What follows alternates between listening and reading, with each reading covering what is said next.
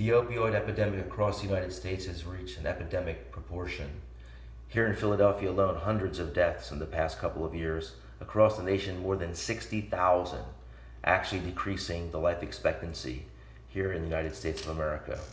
Here's one mother on the front page of the Philadelphia Inquirer at the end of last year, grieving the loss of her son, who also happened to be my godson. While the government and agencies wring their hands trying to figure out how to deal with the problem, one man has decided to take it into his own hands. And we are here talking with Mr. Ed Morris. Ed, thank you for joining us on our YouTube channel. Nice to be here. Just tell us a little bit about your background and what you do and where you're from. Yeah, I live in the Malvern area and I'm a real estate developer. And in my spare time, I try to do good works. Now, Kensington is one of the drug capitals of America. I think you mentioned, how many deaths occur there during the course of a day or a week? Well, across the country, one child dies about every 8.5 minutes. And in the Philadelphia area, over 1,200 kids died last year. 1,200, and one of those is my godson, of course. Mm-hmm. Tell us, how did you get involved in, you go up there and you minister to these addicts on the streets. How did this all come about, and what motivated you to get involved as you have? Yeah, one day I went to a fundraiser and a lady got an award, and she talked about, the award was for all her great work in the Kensington area. Yes. And ironically, the next day I had to be in that area, so I swung by to see where she does her actual work, and I just started talking to the kids, and I couldn't believe what I saw. Just 25 minutes away from my house in Malvern was a terrible area full of addicts, and I just felt at that point I needed to let my friends know about what goes on down there, because when a kid goes down to Kensington, it's usually for a very bad reason. So I just wanted to create awareness. And one time in our history, Kensington was like part of the workshop of America. It was an area that the textile industry in Philadelphia, these great row homes. I think we have a picture here. But there we go. The great row homes in that part of the city, and it was a booming, bustling area at one time. But of course, now they call them abandonminiums. Is this where the addicts go to get high and to connect with the drugs? Yeah, they do. It's a very concentrated area, and unfortunately, a lot of the best opioids and best heroin go, and the whole country goes there. And so unfortunately, a lot of people go there to get the purest heroin they can find, and it's a very concentrated area. And it's tainted with fentanyl, right? Absolutely, it's tainted with everything. As a matter of fact, some of these kids, when they get tested, everything in the world's in their body, so they don't know what they're buying. They think they're buying heroin, but it could be many things. How often do you go up to Kensington? I used to go a couple days a week. Still do? Yeah, I still do, for a couple of hours, and just talk to the kids and just take pictures and send them out to my friends. And we all pray for the kids. Hope they get better, because it really needs help from God. It's such a big problem. So your faith has played a major role in what you're doing here? Absolutely. I'll tell you how I got started was a couple of years ago. In September of 2016, the Pope came to Philadelphia. Pope Francis, right. And many of my friends were involved with bringing him here. And when they were here, when the Pope was here, he got these rosary rings blessed by the Pope. And these were actually in the Pope's hands. So I give them to the kids. And they're like, wow. And they really, really love receiving this. And they all cry when they get it. And then they look straight to the sky, and they dream about being with God. And then they just tell me their life story. And it's truly amazing. And that's why I got so addicted to talking to these kids, because their stories are I have 6 children. It's just like talking to one of my own kids. They just need a break. You're a father of 6. Yes, I am. How old is your eldest child? Well, I have 4 girls and 2 boys. The oldest is 27, and the youngest is 14. So this is personal for you. Oh yeah, I don't have any children that are addicts or in recovery, but I do know I have 6 children, and at any point in time, they could go down the wrong path. So I just wanted to create awareness. Yeah, you were saying that off camera. These kids look just like any other kids in any other part of the surrounding Philadelphia area. It could be anyone's child, right? Absolutely. When I talk to the kids, it's like I'm talking to one of my kids or one of my friends' kids or a kid that I coached. But it's really just, and many times the kids I talk to are from the suburbs. As a matter of fact, in the first 2 years I went down there, I probably spoke to hundreds of kids, and I never met one child that grew up in Kensington. Everyone was from the suburbs. Are they receptive to you when you? Do they know you in that neighborhood now? And are they receptive? A lot of people know I am, but the kids are very receptive, because initially I just hand them $5, and now they know they have money to get something to eat. Hopefully that's what they'll use it for, but it helps them relax. But then when I give them the rosary ring, they really, then we have great conversations. But your question, are they receptive to me? They absolutely are, because in many cases, these kids haven't had a person say anything nice to them for 3 years. Yeah. I talked to one girl one time, she's 19 years old. She said she had not had a conversation with anybody for 2 years. So they're very receptive. After they realize that I'm a decent person, I'm trying to help them, we have great conversations. I'll talk to each child for maybe 20, 25 minutes. Now, do you go up alone, or do you take anyone with you? Do you have any fear of walking those neighborhoods? I don't have any fear. People have the wrong opinion of Kensington. It's not a dangerous area. It's just full of sick people. So it's actually safe. But everyone is sick. And I go 99% of the time by myself. But I have many friends who would love to go with me. And several times I have brought people. And they also get very engaged. They want to stay involved. And there's also many people that go down there helping Kensington in other areas. Not many people do what I do, walk the streets and talk to the kids. But there are many people from the suburbs who go down there, bring food, bring clothing, bring all kinds of stuff. I was watching a documentary recently, I think it was the National Geographic Channel, and they reference how Kensington is about 3 miles from Independence Hall and Liberty Bell. It's not that far from the heart of the city, a major metropolis, and yet we have this major, and that's an understatement, issue going on in that part of the world. I just want to show the audience, are you familiar with this? There's a very famous bridge up there where a lot of the addicts kind of go and just, I guess, sleep and hang out. We're looking at it right here. Emerald Street? I believe it is, yes. Or there's the bridge right at Kensington and Lehigh. Yeah. Many of the kids I've talked to lived under that bridge, and just last week they were evicted. But yes, I'm very familiar with that. And the abandoned houses and the litter and the... I believe what you're looking right there is the Ascension Church. Okay. And that's an abandoned church where kids would just go into any abandoned building, and it's safe for them to do their drugs. And they're just trying to survive. Are the police aware of your presence there? Oh yeah. Do they know you? Oh yeah, I know them, and they do great work. They're just understaffed. There's just not enough of them.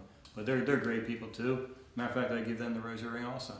Yeah. And again, they were blessed by Pope Francis. It's great. Actually, in his hands too. Yeah. You told me off camera, and we can't show the photographs here because it is a personal thing. You showed me how after working with some of these young ladies and gentlemen that many have turned it around. And give us some insight into one or two of those stories, if you could. Yeah, there was one girl that I met, and I caught her at her bottom, and she's actually only 73 pounds when I met her. 73 pounds. Yeah, she could barely stand up. But that day, she said that she and her mother spoke, and they knew the only way she would get better if she got a sign from God. And ironically, I woke up with my rosary ring that day, so it was divine intervention that day. And she then decided to get well, went to a rehab. And that was 2 years ago. Now she actually got married and is doing tremendous. Mm-hmm. So many times, well, not many times, but I do have success stories. And the kids want to get better. See, the big thing down there is it's very easy to get wrecked, but there is no game plan to get better, and there's no playbook on how you get better. And it's so expensive to get better.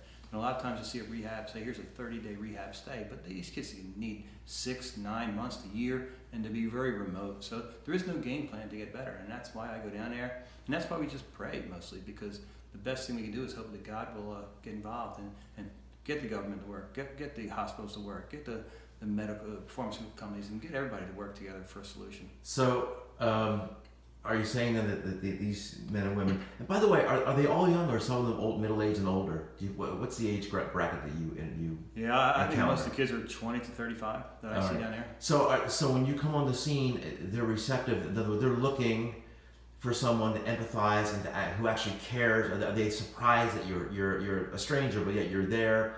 You're caring, and they're kind of looking for that. Do they feel abandoned, that they've been given up on by their family and maybe their communities and what have you? They do feel that, huh? Yeah, their friendships are gone, their families are gone. Everything's been stripped. Everything's gone.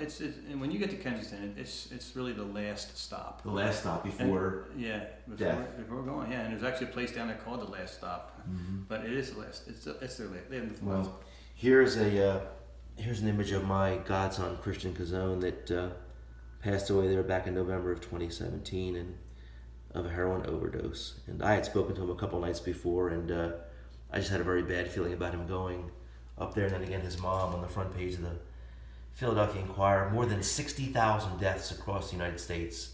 I believe it was 2016 into 2017. The numbers aren't in yet for 2018. I wonder if they'll be any worse. They'll definitely be worse. They're definitely worse. They just keep going up and up and up. One last thing. How do you feel about these rehab centers that will actually give the drugs safely to addicts in the hope that they will go to rehab and maybe be able to become responsible people during the interim? There's a very controversial topic, about supplying drugs safely to addicts and with the hope that they're going to get better and seek, as you say, the help that they need. What do you think? Yeah, they're called safe injection homes, and I'm 100% in support of them. You're 100% in support. Yeah, and I wouldn't normally be in support of things like that. Like, I don't even believe in medical marijuana. However, I do believe in safe injection homes, and I'll tell you why. Yeah. Twice I picked up a child and put them in my car and to go to a rehab. But between the time I put them in my car and actually arriving at the rehab, the kids could not handle that ride. It was a 40-minute ride. They had to get high one more time. Yeah. So what I have to do is drop them off on a corner, and they then go get high, and they get money somehow, and they go to some place and get their drugs. It could be a bad drug. They could go on a binge high right there and die. They could get HIV from the needle. Many things could happen. They could be physically abused. But if I had a safe injection home where I could take them to, where there's an ambulance there, a relationship with a hospital, a relationship with a rehab, a policeman there, a physician there that could put the needle in just a very small amount, just for what they need to get them from that point to the rehab, then it would be safe. And the kids would not be harmed. And then it could be a controlled environment where we could then get them to a rehab. But every safe injection home should have a relationship with a hospital, a rehab center, an ambulance right there, and medical professionals that can help you do this. Otherwise, the kids just have to walk in the street, go find a dealer, buy the drug. They don't know what they're buying. They could be physically abused. They could get a dirty needle. All that would go away if you had a safe injection home. But you should only be able to go to them maybe 2 or 3 times. They have to want to get what. There you go. That's the clincher. They need to agree to getting some form of help. Correct. You can't just provide a place for them to do it safely. They have to want to get well. It's being done in places like Canada and some of the provinces up there successfully, from what I understand. Yeah. The alternative is the kids will die. They will. It's inevitable. Yeah. So it's a solution, and maybe at that point you can talk to them about a rehab center, about a detox, about a faith. These places should be faith-based. Because I'll tell you one big thing. Every time I talk to children, many of them have been to many, many rehabs. But what they all say to me after I give them the rosary ring is say, you know what? Next time I go to rehab, I'm definitely going to incorporate a faith piece into it. That's the piece I'm missing. A higher power. Absolutely. It's the missing link. You can't succeed without God. Again, real quickly, if you and I were to travel up to Kensington with you, let's say we go up there tonight, just kind of walk me through it. What would be we arrive, we park the car. What's the first thing we would do? Where would we go? Well, we would go a day. We'd go during the day. During the day. During the day, sure. And we would just get on Kensington Avenue, park the car, and just go approach a child and just begin a conversation. Initially, we'd have to get them to warm up to us. Yeah, like I said, I would give them a $5 bill. That way they know they can get something to eat. Sure. And then they would relax at that point. And then you just talk to them about where they are in their process of addiction. Do they want to get well? You maybe try and introduce a faith portion to it right at that point. And then you just over time you build up your credibility, and they don't have these kind of conversations with people. Most people are preying on them, abusing them, and so just having a nice conversation is something they don't have too often. And so they would warm up to us, and they can sense a nice person. And nighttime is not a time you'd want to be up there, correct? You mentioned it's a daytime type thing. You would not go at night. Right. Yeah, I don't go at night. Have you ever encountered any of the drug pushers up there? I know they're around. I mean, I've seen them in documentaries. They're usually masked and their voices are changed, so you don't recognize them. Do they? I don't know. Do they see you as maybe interfering with their quote unquote business? And it is a business. They're making millions of dollars on this crap. No. Have you ever encountered any nasty soul up there to try to dissuade you or? No, I stay under the lights. I stay in the intersections. I stay near policemen. So and I just chat with the kids. So No, I've never run into any Good. problems. Yeah. And it's no mistake that, you know, I met you through a mutual friend, and again, because I lost my godson there, it's a place I'd love to go up there one day, maybe to join you, and if I'd be allowed, and kind of see what you do, and maybe offer some help myself. But I think it's a wonderful thing, and it's an inspiration, and it's something you plan on doing indefinitely, correct? Yeah, and I'll show you one thing we do is Sure. one goal here. Yeah. I put there's over 25 buildings that have this Divine Mercy Chaplet banner on the piece of real estate. So one thing I would like to do. Jesus. Uh-huh. Yeah. So one thing I would like to do is have as many banners as possible and then have them illuminated up and down Kensington Avenue. And recently, a lot of people heard about the kids that were living under the bridge at Kensington Yes. Lehigh. Yes. There must have been 100 kids there living there, and they were evicted. But there's only one thing left standing under that bridge right now, and that's my Divine Mercy Chaplet banner under the bridge. So when the kids left and then they power washed the area, there's one banner still up on the wall there. So that's kind of good. It's a great reminder, huh? You can't get rid of Jesus. You can't get rid of him. Ed Morris, thank you so much for talking with us. Maybe we can do a follow-up again in the near future? Sure, I'd love to. Thank you so much, sir. You're welcome. Bye-bye.